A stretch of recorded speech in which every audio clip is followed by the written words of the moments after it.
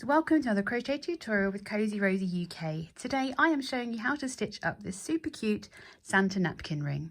It doesn't take much yarn and it doesn't take much time, so let's find out those materials we need to get stitching. If you haven't already, make sure you've hit that subscribe button and of course that notification bell so that you never miss out on another one of my crochet tutorials or patterns again. Now this super cute Santa napkin ring really doesn't take much yarn. In fact, in total you only need 35 yards in total. Now I'm going to be using some Brava worsted weight yarn. Now this was originally sent to me free of charge, so it is a sponsored yarn, but it was over 12 months ago, so I haven't declared this as a sponsored post. So this is a size 4 or a worsted / Aran weight yarn, and the recommended hook size is a 5mm. So colour A is going to be the Brava worsted in white. We've got colour B, there we go, colour B in red, and then colour C in the black here. Now you are going to need a very small scrap of yarn to create the buckle in yellow or gold, or if you've got some thread you can use that. So the other materials we're going to need are very simply a darning needle and a pair of scissors, because we are going to change colours every few rows. So gather your materials and we're going to get started. So grab your hook and your first colour, which is going to be colour A, which is our white, and we're going to start by making a slip knot and placing that onto our hook. We are then ready to start our project. So for row 1, we're going to start by making a chain of 23. So we yarn over and bring our hook through the loop on our hook 23 times. That's 1, 2, 3, 4, and 23. Once we have our chain of 23, we're then going to join the chain to create a ring. So to do that, we need to make sure that our chain is completely flat. I kind of run my fingers down, making sure that the front of the chain is facing me, not the reverse. And from here, we're going to bring the slip knot up to our hook, and you just pop that first loop onto your hook, drop the tail yarn behind, picking up your working yarn, and then we're going to yarn over and slip stitch straight through the loop on our hook to form our ring. So now that we have our ring formed, we can continue with the rest of round 1. So we yarn over and pull through to create a chain 1, and then we're going to work in 1 single crochet into each stitch around. Our chain 1 does not count, so we have to work into that stitch just underneath our chain. So we insert our hook, yarn over, bring a loop up, yarn over and pull through 2, and we're going to work 1 single crochet into each stitch around. So we just have to insert our hook under that top loop of the next chain, bring our loop up and pull through 2. And we repeat that again. You can see you've got a stitch coming out of that one there. So we go under the next one, pull through 2 and work all the way around back to where we first joined our round and where our slip stitch is. So continue to work 1 single crochet into each chain around, making sure that your chain isn't becoming twisted or you're working under the different loop. It just helps to keep your stitches all facing the same way. We don't want this twisted when we get to the other end. And I'll meet you ready for joining at the end of round 1.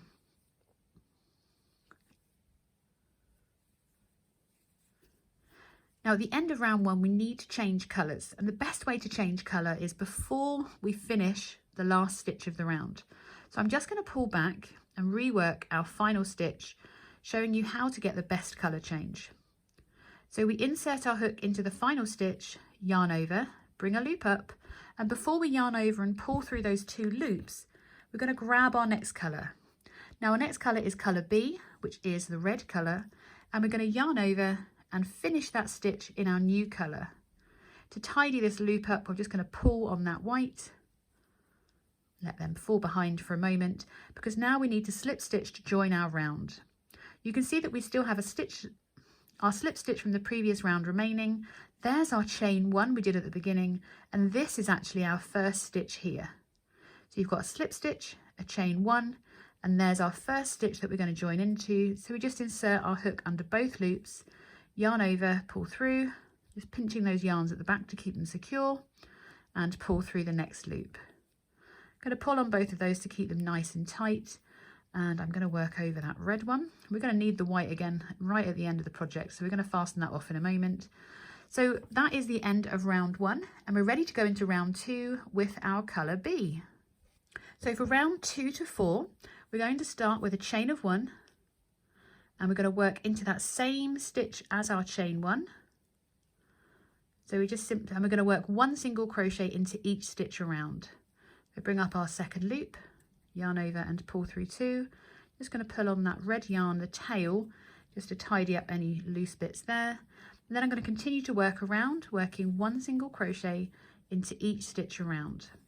We're going to repeat this for rounds 2, 3 and 4, all in our red colour. At the end of round 4, we're going to change to colour C.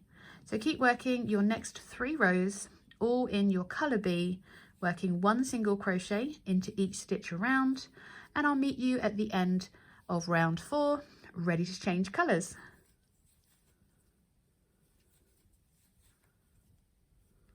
So I've reached my last stitch of round 4 and I'm ready to change colour to colour C. Colour C is the colour black, so we can start working on Santa's belt. So just like we did before, we're going to place the yarn over the hook with the tail furthest away from us and just pull through that loop. I'm going to pull on this red yarn just to bring that down. Move that black, find the working yarn. Remember, we've got that slip stitch and that chain 1, and we're going to insert the yarn through the top of the first stitch of the round. I'm going to put that black end there so we can work over that. Pull through and straight through the loop on your hook, and we are finished with the red for now. Now we're only going to do 2 rows of black, so I'm not going to fasten off my red yarn because I'm going to change back to it in a couple of rows. It just means 1 less end to weave in. I can find the black, there's it gone. I am going to work over my tail as I go because for rounds 5 and 6, so we're going to do 2 rows of single crochets in the black yarn. So we're going to yarn over and pull through for our chain 1 and then work into that same stitch as our chain 1 for our first stitch of round 2. No, sorry, for our first stitch of round 5. So we're just going to continue to work around, working 1 US single crochet into each stitch around, but this time in colour C, and then for round 6 we repeat that again. I'm going to meet you for the start of round 6 to give you some top tips of working with these darker shades of yarn, because some people find it quite tricky to know exactly where they're inserting their hook. So I'm going to share some top tips with you when we get to round 6. I'll meet you at the end of this round, ready to show you those top tips. Just work my final stitch of round 5, and already you can see there's not a lot to see when it comes to working back into this black yarn. So if you're finding that it's quite difficult to see these stitches, I have a very good light over my head, and you can always have a bit of a, normally I would have something potentially white behind this yarn because it increases the light coming through the stitches. So you can see the bottom there, that's not where we're working.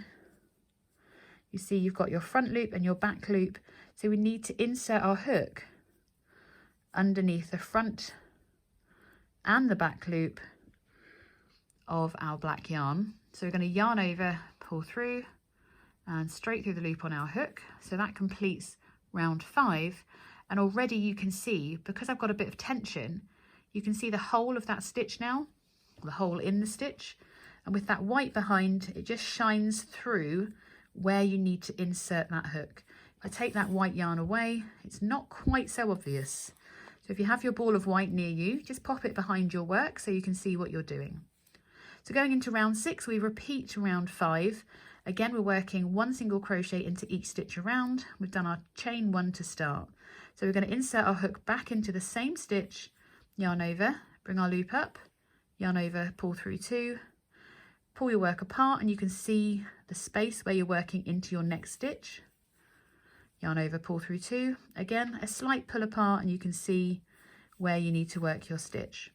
So work 1 single crochet into each stitch around for round 6, and I'll meet you at the end of round 6 where we're changing back to our colour red, and I'll show you why I haven't fastened off. So I've just worked into my last stitch of round 6, and I had unfortunately already completed that final stitch. So I'm just going to yarn over and pull through back for my final stitch. Now because our red is still attached, simply going to untwist all these ends back through, and I'm going to pick up the red yarn that's still attached at the back of my project, and instead of having to work with another end, I'm just going to yarn over and pull through, and I'm gently going to pull on the black yarn just to bring that stitch down, and then we are ready to slip stitch through the top of that first black stitch there of round 6 to join. There we go. And I've made sure that this isn't too tight because otherwise it will pull on our project and create a dip in this part of the project, and we don't want that. So for rounds 7, 8 and 9, you've guessed it, we're going to work 1 single crochet into each stitch across. We begin with our chain 1, and then we are ready to work 3 rounds in our red colour for rounds 7, 8 and 9. So I'll meet you at the end of round 9 where we're going to change back to our white colour, and then after that round we'll be sewing on our buckles. So I'll meet you at the end of round 9 ready for our final colour change. Oh, I've done it again. I've worked into that last stitch. Let me just pull back on there. I fastened off my black yarn so we can get rid of that one. We're going to need our white again at the end of round 9. So I need to work my final stitch ready to change colour. So I'm just going to pause there and grab colour A again. And then place the tail at the rear of the hook and bring through just as we did before. I'm just going to move that red behind so that I have even less to sew in on the end of this row, and just like we've done before, we're going to slip stitch to the first stitch of the previous row in our new colour. So I'm just going to make sure that's nice and tight, and pull through that loop, and then we can just neaten everything up, give it a nice neaten. I'm going to trim the end, well, to cut off the red, and then we are ready to work our final round, and we're going to be able to sew on our buckle in a moment as well. So we're going to work one final round starting with a chain 1, and this time we're working in colour A for our final round. So work 1 single crochet into each stitch around in your colour A, and I'll meet you back at the beginning and we can join, fasten off and get all these ends woven in. So I'm just working my final stitch of round 10, and I'm going to slip stitch to join a final round, and then we are ready to fasten off. So I'm just going to snip that white yarn and use my hook to bring that through, pull it a little bit tighter, and then unfortunately we're going to need our darning needle to get all these ends woven in and neatened up. So I'm going to start by trimming those ends that I worked over. You get all of your ends woven, and then I'll show you how to attach or sew on your buckle. So that's all my ends woven in, and I'm just going to put my seam to the back and lay it flat for a moment, because now we need a small scrap of our yellow. I've got scissors everywhere today. Normally I've got no pairs. Just going to take the yellow and thread it onto my darning needle. Once you've found your seam, we're going to try and come through the middle opposite the seam, so the seam is always going to be at the back, and we want to kind of come in between these red stitches but in the black as well. So we're just going to bring that through, leaving a tail, and we're going 2 rows across and in again, and then I'm going to come diagonally out above this stitch here,